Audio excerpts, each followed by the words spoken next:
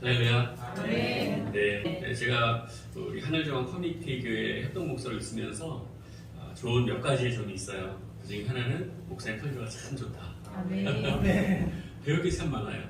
적을 것도 많고요. 그래서 제가 뒤에 설교 이렇게 들으면서 그 주보에 차곡차곡 제 메모 설교 노트를 만들어서 집에다 처리해놔요.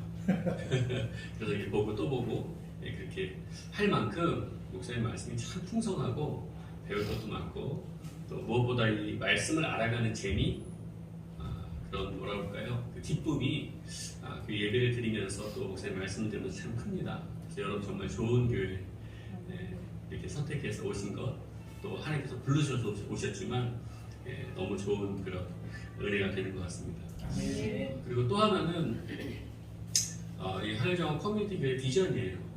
목사님께서 제가 오랜 시간 거의 30년 됐거든요. 30년이 넘은 것 같아요. 목사님 우리 신학교 때부터 지켜봐오면서 복음에 대한 열정, 그리고 하나님 나라와 교회에 대한 그 확고한 비전, 또 사명, 이런 것들을 제가 잘 보고 배우고 저도 또 함께 동의하고 또 동역하고 그렇게 하고 있습니다. 또 대학교에서 오랫동안 교목으로 있으셨잖아요.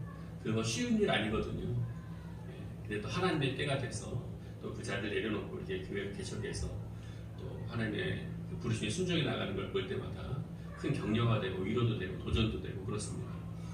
특별히 하늘정원 커뮤니티 교회는 복음과 또 하나님의 나라 또 교회에 아주 잘 정립이 돼 있고 또 그렇게 하나님의 그 비전을 따라갈 수 있는 그런 좋은 교회라고 제가 믿고 또 그렇게 확신하기 때문에 저도 이 교회 같이 있는 게 너무 좋고 자랑스럽고 그렇습니다. 아멘.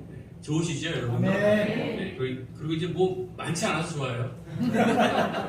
너무 자유롭고 뭐 오라 그러는 것도 없고 하라 그러는 것도 없고 코로나 시대에 딱 최적화된 교회가 아니에요.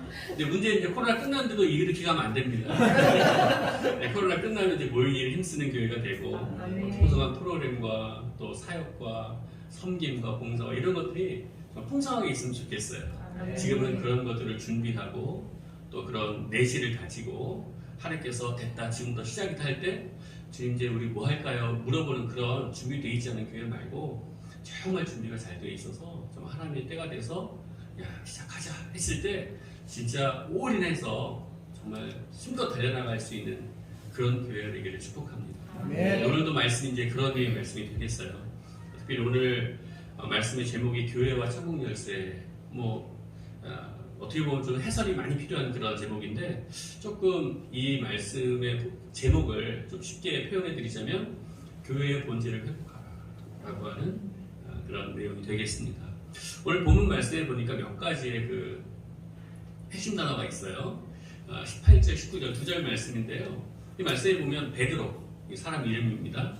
그 다음에 내 교회, 그 다음에 음부의 권세, 천국 열쇠, 이런 이제 중요한 단어들이 나와요. 그러니까 여러분들이 설교를 들으실 때뿐만 아니라 말씀을 읽을 때 공부할 때도 문장을 읽으면서 그냥 글자를 보지 말고 그 내용을 내가 숙지하면서 그 내용을 숙지할 때 제일 중요한 게 뭐냐면 핵심 단어가 뭔가 하는 거예요. 명사도 중요하고 사실 더 중요한 건 동사예요. 뭘 하라고 하시냐, 뭘 하고 있는가. 성경은 동사가 강한 그런 교훈을 주고 있는 책이에요. 그래서 명사도 중요하고 동사도 중요하다. 그래서 나한테 지금 뭘 말씀하고 계시고 뭘 하라고 하시는가에 초점을 맞춰서 읽으시면 도움이 됩니다. 그리고 설교를 들으실 때도 그냥 내용이 어떤가 이렇게 파악하시려고 이해하고 공부하고 이렇게 하려면 성경은 사실은 그냥 윤리책 같은 책에 불과하게 돼요.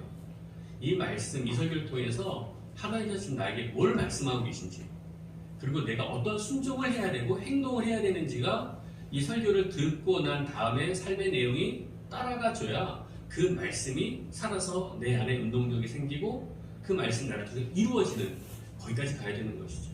그래서 오늘 말씀도 그렇게 되기를 축복합니다. 네. 오늘 본문의 배경을 보니까 특별히 이 앞에 말씀을 보니까 예수님께서 한 장소에 도착하셨어요. 그 장소가 가이사랴 빌립보라고 하는 동네였습니다. 이 얘기의 시작이 이렇게 시작돼요. 예수님이 두 가지의 질문을 하세요. 첫 번째 질문이 뭐냐면 사람들이 인자를 누구라 하느냐. 이게 이제 마태복음 16장 13절 말씀이 나와요. 13절에서 주님이 이렇게 물어보세요. 사람들이 인자를 누구라 하느냐. 이건 누구에게 물어보는 거냐면 제자들에게. 그러니까 예수님이 쉽게 얘기하면 이런 설문조사 같은 거 시킨다고 여러분 이렇게 생각하시면 좋겠어요. 야, 사람들이 날 어떻게 생각하고 있는지 니네 좀 알아봐라. 이런 뜻이에요. 혹시 사람들이 나에 대해서 어떻게 생각하고 있는지 너희 혹시 들은 거 있니? 이런 뜻이에요. 그러니까 이제 제자들이 거기에 대한 답변을 14절에 해요. 세례 요한, 엘리야, 예레미야, 그 다음에 마지막으로 선지자 중에 하나, 뭐 이 넷 중에 하나라고 사람들이 얘기하는 걸 저희가 파악을 했습니다. 이런 대답을 한 거죠. 성경에 얼마나 많은 인물들이 나옵니까? 특별히 구약 성경에 보면 정말 내노를 하는 그런 믿음의 조상들이 나오지 않습니까? 근데 예수님을 보면서 사람들이 떠올렸던 이미지예요. 예수님을 보면서 당시의 사람들이 정말 어떤 분이시길래 지금 이런 기사와 이적, 가르침도 평범하지 않으시고 정말 기도가 응답이 되고 막 기적, 막 놀라운 일들이 막 벌어지잖아요. 그러니까 예사롭지 않은 거예요. 저분이 누구일까 궁금해요. 근데 저분이 누구인가에 대한 확실한 답을 못 얻고 있는 거죠. 그러니까 뭐 하는 거예요? 추측하는 거예요. 저분이 누구실까? 그래서 사람들이 대부분 추측을 할 때, 우리가 알고 있는 구약시대 우리 조상들 중에 뛰어난 하나님의 종들이 있는데 그 중에 한 명이 온 게 아닌가라고 추측하고 있는 거죠. 그래서 사람들이 이해를 얘기하는 거예요. 그걸 제자들이 수소문해서 답을 가지고 온 거고요. 그 중에 한 사람이 뭐냐면 세례 요한이에요. 이 세례 요한은 예수님과 같이 살았던 사람이잖아요. 예수보다 6개월 먼저 태어나고 예수님의 길을 예비했던 사람이고 구약성경에 이사야 선지자가 예언해서 마지막 선지자로 와서 예수님의 길을 평탄케 했던, 예수님 앞서서 준비했던 그런 사람입니다. 그 요세푸스라고 하는 유대인인데 예수님 당시에 역사를 기록했던 역사학자가 있습니다. 이 요세푸스가 요세푸스 전집이라고 하는 아주 방대한 양의 사실에 근거한 역사책을 기록을 했고 그것이 지금도 전해져서 읽혀지고 있고 연구의 자료로 사용이 되고 있어요.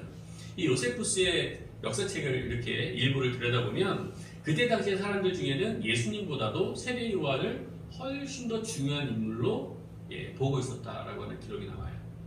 그러니까 예수님보다 세례 요한에 대한 인지도가 더 높았던 거예요. 예수님을 더 유명한 사람으로 인식했던 거예요. 당시 사람들이. 그러니까 세례 요한은 굉장히 존경받는 사람이었고 그때 당시에 그 헤롯 왕, 유대 왕이었던 헤롯이 견제할 만큼의 아주 영향력 있는 그런 종교 지도자였다고 보시면 되겠습니다. 그래서 이 사람이 광야에서 세례를 준다. 요단강에서.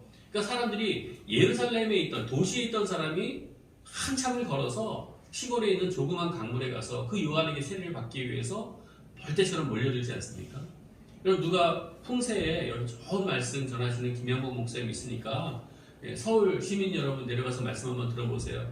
누가 내려오겠습니까? 질문이 좀 이상합니까? 이시영 목사가 여기서 설교한다. 유튜브로 지금 방송이 된다. 몇만 뷰, 막 100만 뷰 이렇게 뜨겠습니까? 사실 그렇지 않아요. 이것도 뭐 제 말씀이 나빠서 목사님 말씀이 나빠서 이런 걸 얘기하는 게 아니라 지금도 그렇고 예전도 그렇고 어떤 사람을 만나거나 누구 얘기를 듣기 위해서 먼 거리를 이동하거나 어떤 대가를 지불한다는 것이 그렇게 쉬운 일이 아니었잖아요. 지금도 여기서 제가 예전에 그런 얘기를 들었어요. 여의도 순복음교회 엄청나게 큰 교회다. 그 교회가 잘 되는 데는 이유가 있다. 제주도에 계신 분은 매주 비행기를 타고 주일 성수하러 여의도 순복음교회 가신다더라고요. 너무 멋지잖아요. 근데 그게 쉽겠습니까? 매주 비행기를 타고 예배를 드리러 본교회를 찾아서 가는 것. 너무 아름다운 이야기지만 쉽진 않을 것 같아요. 그건 뭐 옳고 그름의 문제를 제가 말씀드리는 게 아니라 중요한 것은 이 말씀의 핵심은 뭐냐면 그만큼 어렵다는 거예요. 그런데 게다가 시골에서 서울로 가거나 아니면 정말 유명한 사람을 만나러 가는 게 아니라 정말 오히려 서울에 있는 사람이 시골로만 그 요한을 한번 보기 위해서 요한이 베푸는 세례를 받기 위해서 사람들이 벌떼처럼 요한에게로 몰려드는 저는 이것이 복음의 힘이라고 생각하고 하나님 나라의 비밀이라고 생각해요. 그래서 복음에는 수도가 없어요. 복음은 하나님의 임재가 있고 하나님의 기적과 부흥이 있으면 그곳이 수도가 되는 거예요. 저는 이 풍세가 하나님의 부흥의 근원지가 될 수 있다고 믿습니다. 아멘. 하늘정원교회를 통해서 하나님께서 서울에 있는 아니면 미국에 있는 그 어디에 있는 교회보다 훨씬 더 큰 하나님의 놀라운 일을 시작할 수 있다고 저는 믿습니다. 아멘. 실제로 미국에 SVM이라는 스튜디언트 발렌티어 무브먼트라고 하는 대학생 부흥운동이 일어났었어요. 1800년대 말에. 그래서 미국에 있는 그때 당시에 미국의 대학생들이 50만 명이었는데 그 중에 10만 명의 대학생이 선교에 헌신을 했어요. 그리고 그 중에 실제로 2만 명이 선교사로 대학을 졸업하고 선교사로 나갑니다. 1800년대 말에. 이건 있을 수 없는 놀라운 부흥이죠. 그 중에 한 분이 언더우드 아판젤러, 우리가 잘 아는 선교사님들이에요.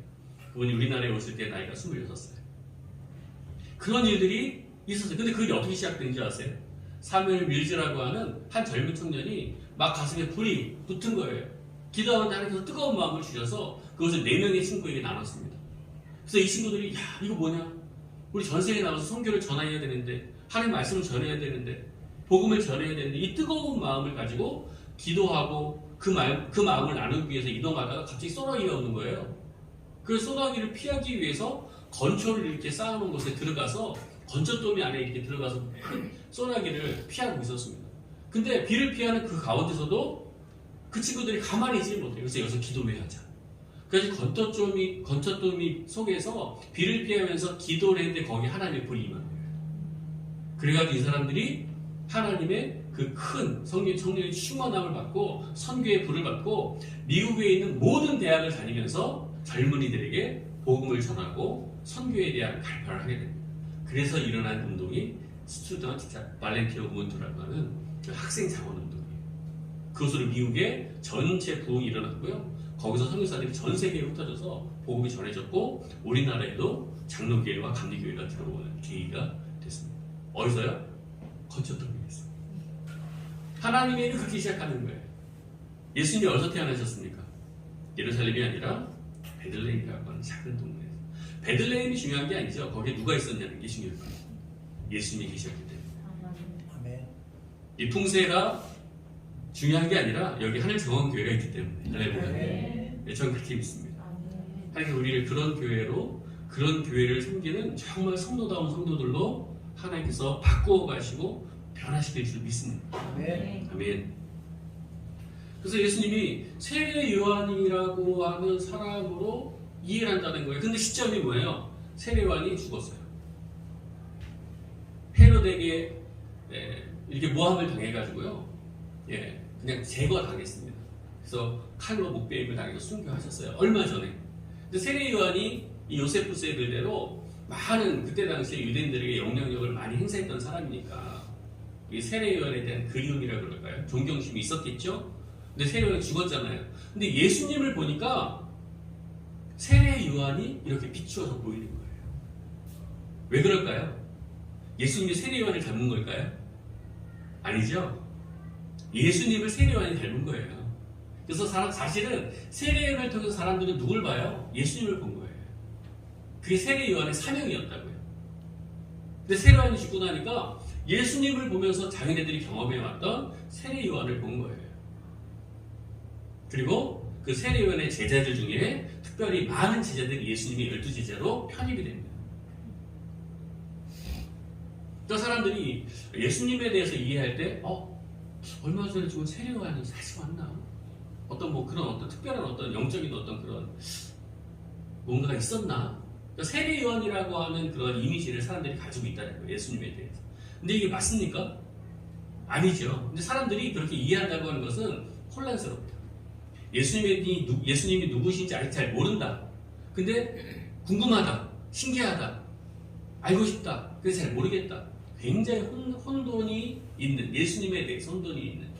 근데 사람들의 마음은 좋은 거예요. 기적도 일어나죠. 병도 고치죠. 말씀도 너무 좋죠. 뭔가 예수님과 같이 있으면 뭔가 평안하죠. 너무 좋은 거예요. 이 세상에서 한 번도 경험해보지 못한 하나님을 경험하고 있는 거예요. 너무 좋은 거예요. 근데 예수님이 누구신지 확실히 모르는 거예요. 또 어떤 사람은 누구라고 그래요? 엘리야라고. 엘리야는 불의 좀 능력이죠. 그죠? 정말 불이 떨어지고 엘리야가 기도하면 3년 6개월 동안은 비가 안 오고 기도하니까 비가 오고 정말 불의 좀 능력이죠. 이스라엘 사람들이 가장 존경하는 기적의 주인공을 대표하는 선지자가 엘리야. 예수님을 보니까 그런 기사가 이제 일어나는 거예요. 우리가 알고 있는 그 엘리야 같은 분 아닌가? 예레미야 누굽니까? 예레미야의 별명이 있어요. 눈물의 선지자. 이스라엘이 구약시대에 멸망당할 때, 바벨론이라는 나라에게 멸망당할 때, 그 이스라엘이 멸망당할 거라고 하는 것을 이스라엘 백성들에게 하나님의 말씀을 듣고 말을 했어야 되는 사람이에요. 누가 좋아하겠어요? 그 예레미야서를 읽어보면 절절해요. 사람들이 예레미야를 죽이려고 해요. 막 암살단이 꾸려져요. 왕도 안 좋아해요. 밥그릇 싸움 하느라고 예레미야 말고 거짓 선지자들이 이 예레미야를 막 모함하고 죽이려고 해요. 그럼 얘기하죠. 너 더 이상 예언하지 말아라.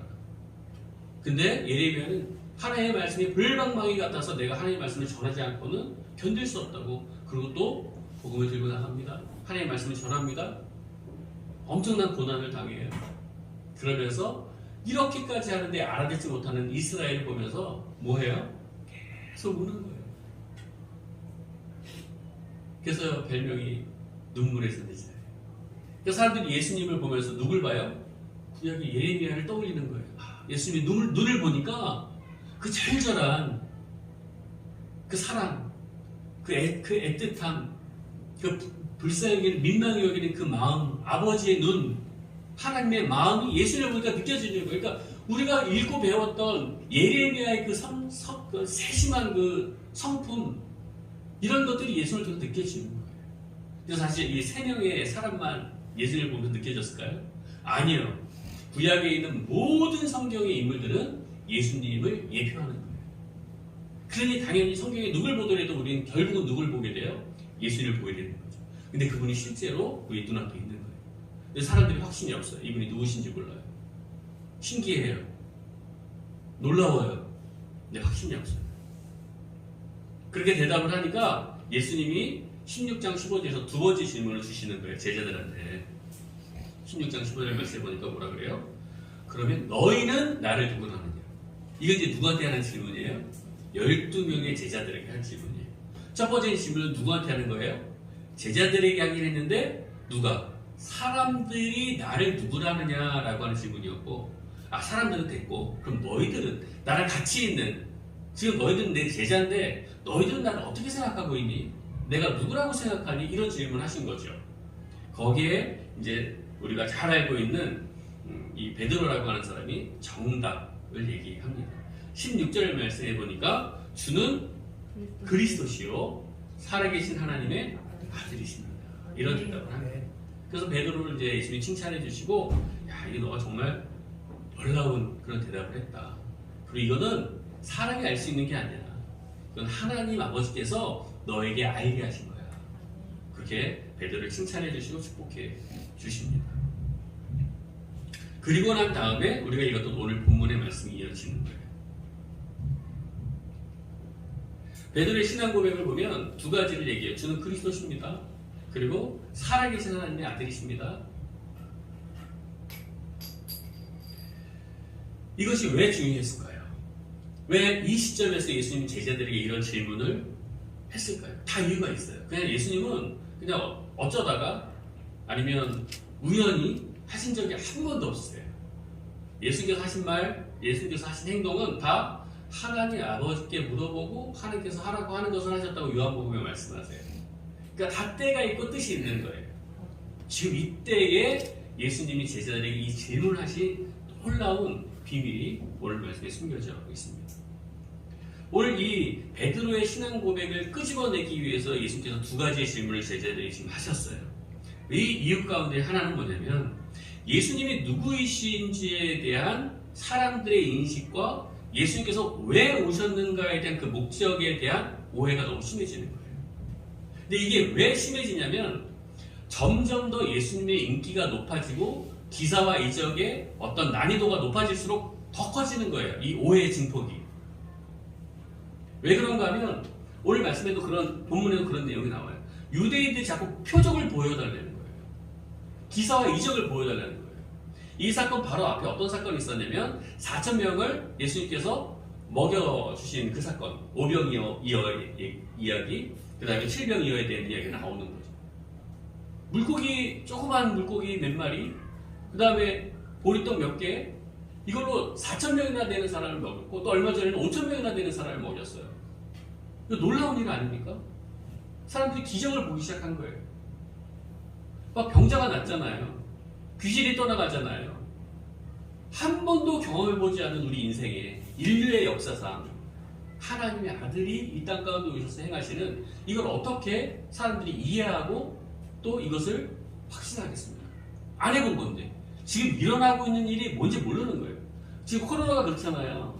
코로나가 왔는데 알긴 알아요. 근데 이게 정말 어떤 건지 우리가 잘 몰라요. 어떻게 알아요? 지나가 봐야 하는 거죠.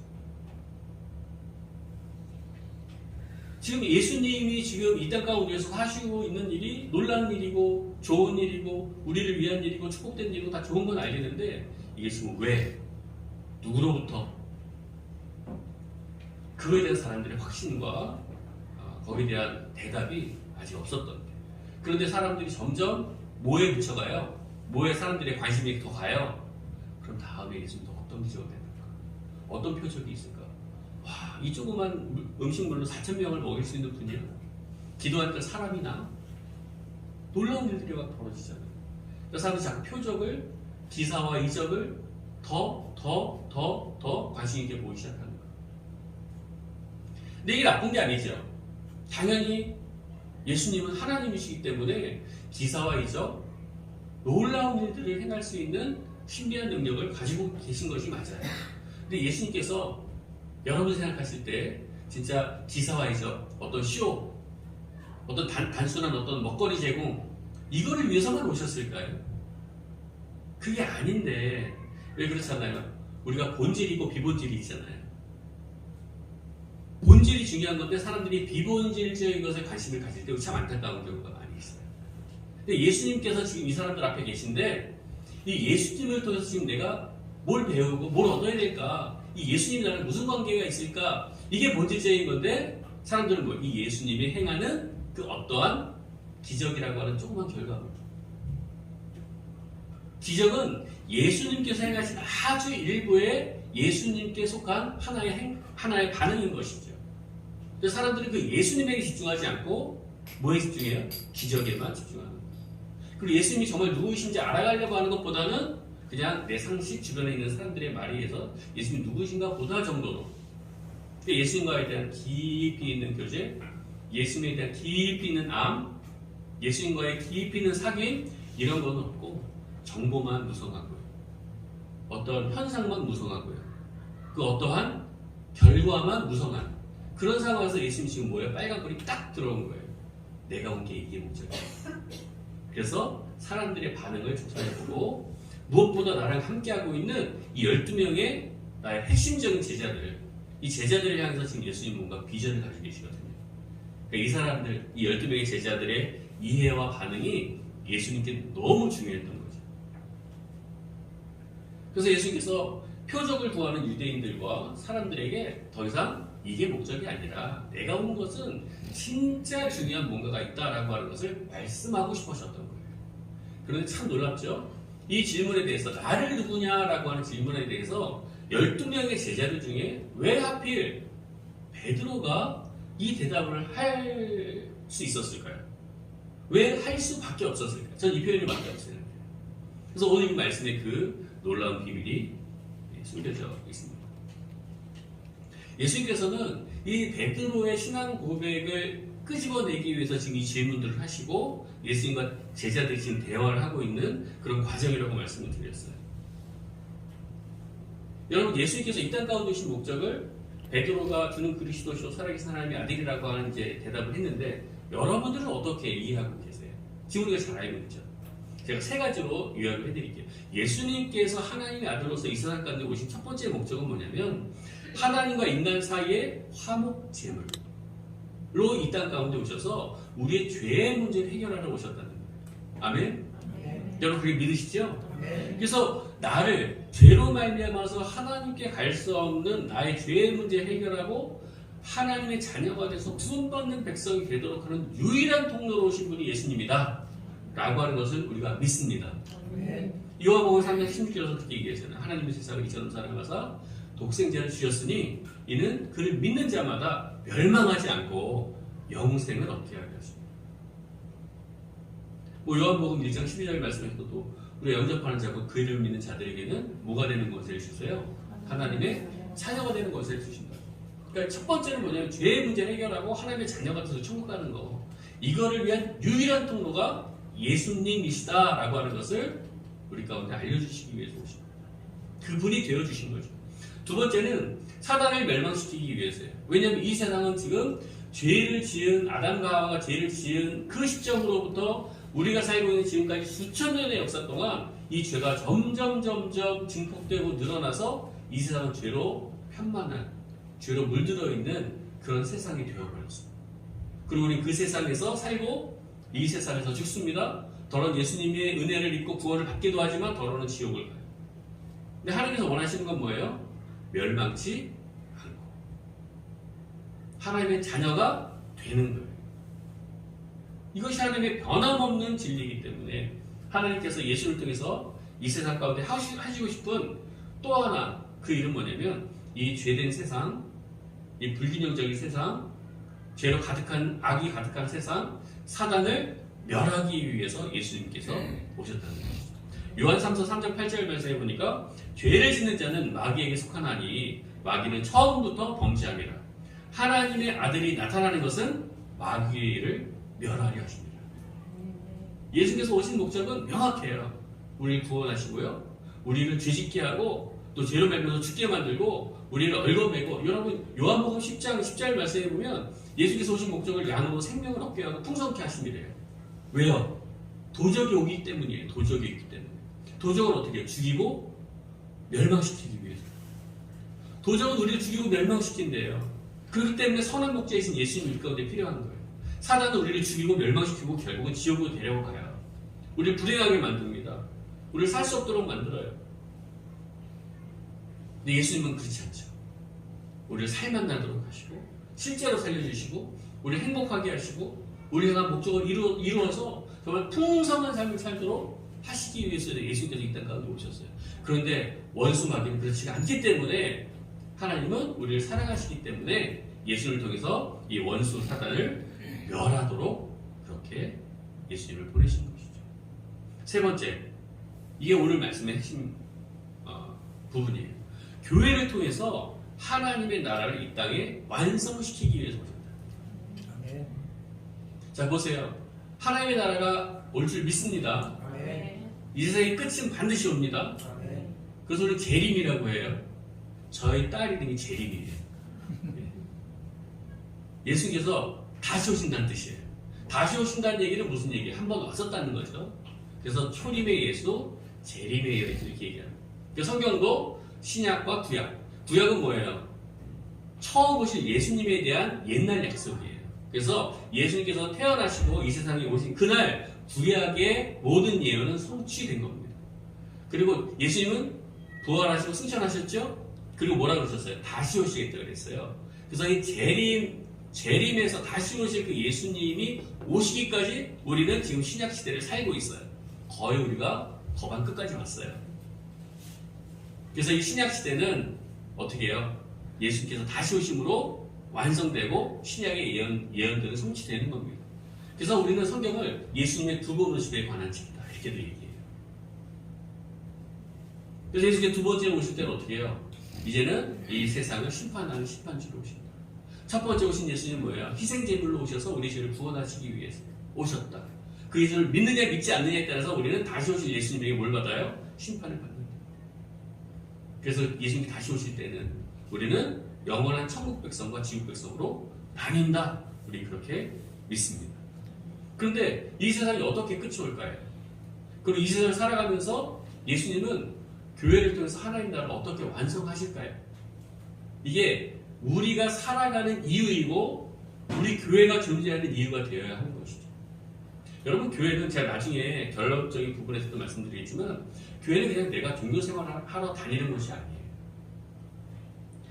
예수님이 특별한 목적을 갖고 예수님께서 만드신, 디자인하신 그러한 조직이고 공동체입니다. 여기에는 사명과 비전이 있어요. 그래서 그걸 발견하고 그런 교회가 되도록 우리가 교회를 섬기고 그런 교회의 성도가 되도록 나를 변화시키고 성장시키는 것, 이것이 너무 중요한 교회 생활의 이유가 되는 거예요. 그래서 교회는 그냥 이렇게 다니는 게 아니에요. 교회는 일주일에 한번 예배 드리고 출근부에 도장 찍듯이 그렇게 종교 생활을 하는 곳이 아니에요. 교회가 어떤 곳인지를 우리가 명확하게 알고 그 교회가 교회 되기 위해서 성도들이 어떻게 변화하고 성장해야 되는지를 내가 배우고 실제로 그런 교회가 되기 위해서 우리가 하나가 되어서 움직여 나가기 시작할 때 거기에 뭐가 있어요? 하나님의 축복과 하나님의 도우심과 하나님의 기적이 나타나는 그런 기적 공동체가 될 수 있는 것이죠. 이 세상은 그런 교회를 원해요. 그래서 저는 교회를 이 세상의 소망이라고 말합니다.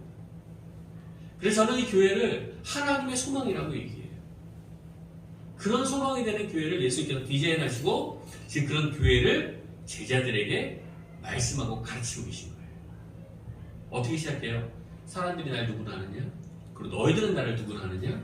그리고 그거에 대한 대답을 들으셨고 그 대답을 한 베드로와 지금 아주 중요한 대답을 연결해 나가고 계세요. 여러분 그 마태복음 6장 9절부터 14절까지의 말씀을 보면 우리가 잘 아는 주기도문에 대한 예수님의 기도를 가르치시는 그런 장면이 나옵니다. 9절부터 13절이 이런 말씀이에요. 그러므로 너희는 이렇게 기도하라. 10절에 나라가 임하오시며 예수님이 가르치신 기도에 나라가 임하도록 기도해라 이렇게 말씀하고 있어요. 이건 무슨 나라일까요? 하나님의 나라. 보이지 않는. 여러분 이 하나님의 나라가 이루어진다고 하는 것은 어떤 뜻이냐면 뜻이 하늘에서 이루어지는 것 같은 그런 나라. 하나님의 뜻이 이루어지는 그런 나라가 임하도록 기도해라는 거예요. 이건 하나님의 나라가 이루어지도록 기도하라는 거는 두 가지로 해석을 할 수 있어요, 사실은. 첫 번째는 땅 끝까지 복음이 전파돼서 하나님의 나라가 오는 거예요. 천국이 오는 거예요. 두 번째는 우리가 살고 있는 이 땅에 하나님의 법과 하나님의 뜻이 실현되고 이루어지는 하나님의 나라가 임하는 거예요. 그래서 이 세상이 변하는 거죠. 이게 하나님의 나라가 임하는 하나님의 나라가 이루어지는 두 가지의 방향이에요. 첫 번째 제가 설명했던 방향은 뭐예요? 땅까지 복음을 들고 가는 방향. 이거는 평면적이고 직선적인 방향이에요. 또 하나의 하나님의 나라가 임하는 방향은 뭐예요? 수직적이고 입체적인 거예요.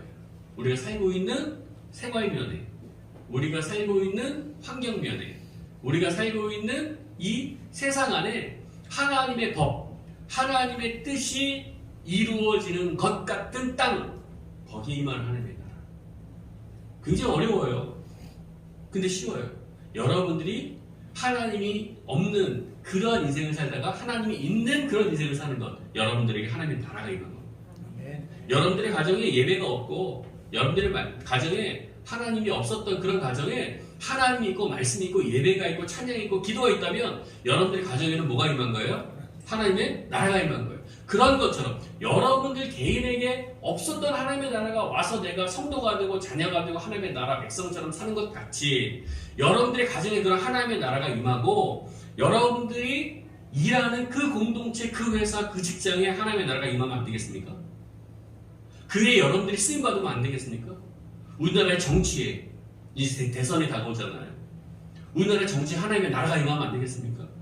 우리나라의 경제, 우리나라의 교육계 안에, 우리나라의 모든 생활 전반 영역의 사회와 문화 안에 하나님의 뜻 자체가 이루어지는 거예요.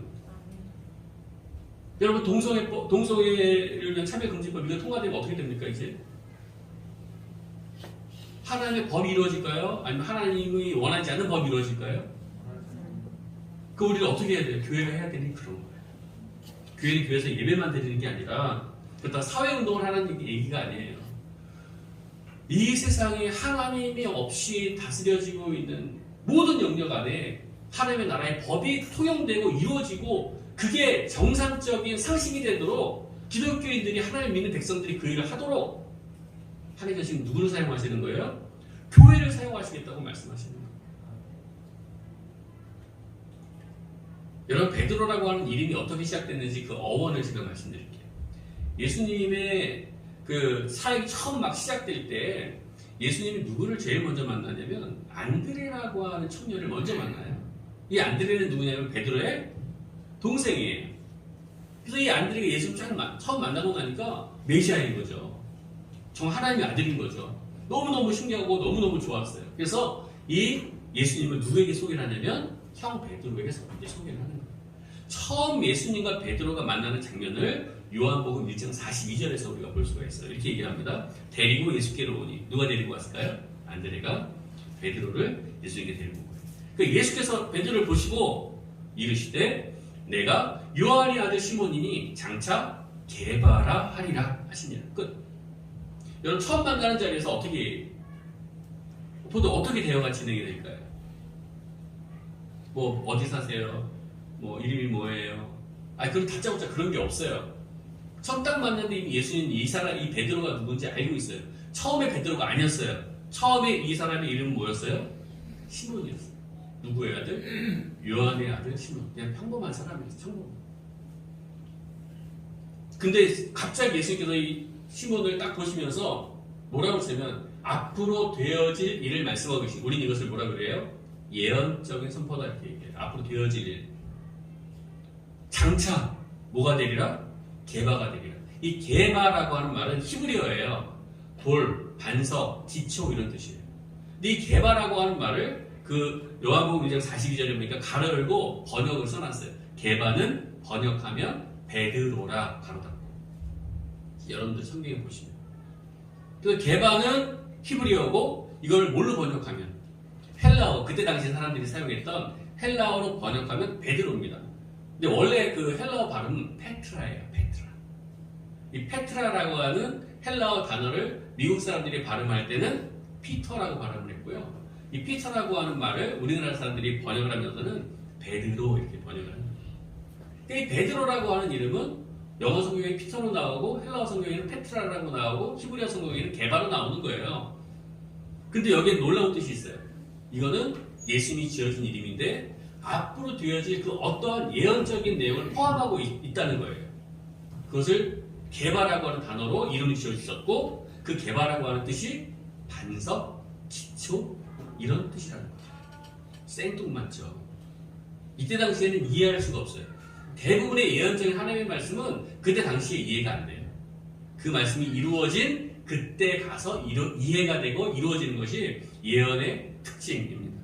근데 오늘 그 말씀이 베드로에게 요한복음 1장 42절에서 했던 그 예언의 말씀이 오늘 우리가 읽었던 마태복음 16장 18절 19절에서 성취되고 이루어지는 거예요. 드디어 이 게바라고 베드로라고 이름 불러주었던 예수님의 예언적인 선포에 대한 내용이 여기서 해석이 됩니다. 마태복음 16장 18절 또 내가 이르노니 너는 뭐라? 베드로라. 너 기억나지? 내가 옛날에 요한복음 1장 42절 너한테 붙여진 이름이야. 그리고 내가 너를 뭐라 그랬어? 게바는 베드로는 무슨 뜻이야? 반석이라는 뜻이야. 내가 왜 너를 반석 삼았는지 알아? 내 돌을 세우기 위해서 교회를 세우기 위해서.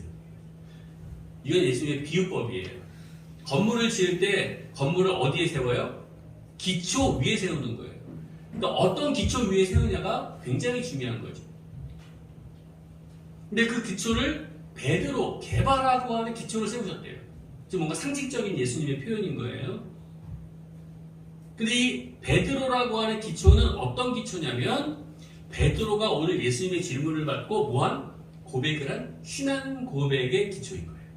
그래서 네 기초 위에, 이 반석 위에, 베드로 위에 교회를 세우겠다라고 하는 예수님의 뜻은 베드로와 같은 신앙 고백을 하는 사람이라면 그 사람이 뭐다? 교회다. 그래서 우리가 여기서 해결해야 될 오해의 그 해결이 있어요. 교회는 건물이 아니다. 교회는 장소가 아니다. 교회는 시스템이나 어떤 조직이 아니다. 교회는 뭐다? 사람이고 공동체다. 근데 어떤 사람이고 어떤 공동체예요? 베드로가 했던 신앙 고백을 하는 사람이라면 누구나 그 교회가 되고 그 공동체 안에 속한 사람이 된다. 할렐루야.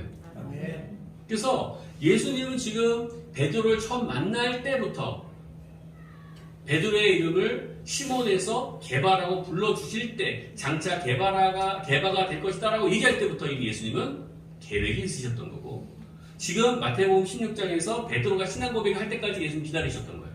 그리고 베드로가 정말 그 고백을 할 수 있는 때가 됐을 때 내가 예전에 했던 너 이름을 지어줬던 그 이름에 대한 뜻을 내가 지금 해석하고 있다. 내가 너에게 지금 얘기하고 있다. 그러면서 네 고백 위에 네 위에 내가 내 교회를 세우겠다.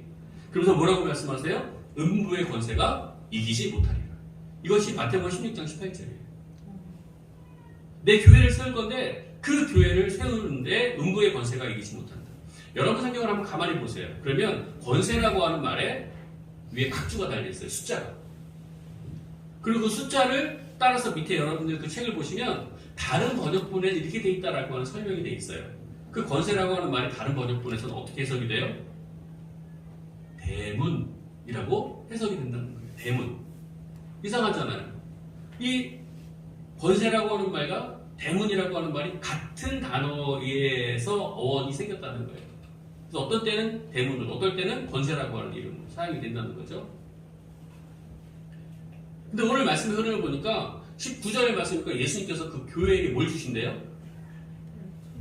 열쇠를 주신대요. 그럼 이 열쇠는 권세라고 하는 말을 해석할 때 맞아요? 대문이라고 말을 하는 단어로 해석할 때 맞아요? 대문을 열고 닫을 때 사용하는 게 열쇠예요. 그래서 이 권세라고 하는 말을 대문이라고 하는 말로 바꾸어서 해석을 해보자면 이런 거예요. 음부, 원수, 사단의 대문을 열고 닫는 힘이 너에게 있을 것이다. 교회에게 원수의 대문을 여는 또 닫는 그러한 권리를 줄 것이다. 이런 뜻이라는 거죠. 그래서 지금 예수님께서 교회를 세우고 그 교회를 통해서 단순히 그냥 음부의 권세가 이기지는 못해라고 하는 수비적인 의미가 아니라 교회는 원수의 대문을 취하는 공격적이고 전투하고 점령하는 하나님의 군대로서의 역할로 교회를 세우셨다라고 하는 것을 강조하고 있는 것이죠. 한번 따라해볼까요? 교회는 수비하는 집단이 아니다. 공격하는 집단이다. 어디를 공격해요? 원수의 대문.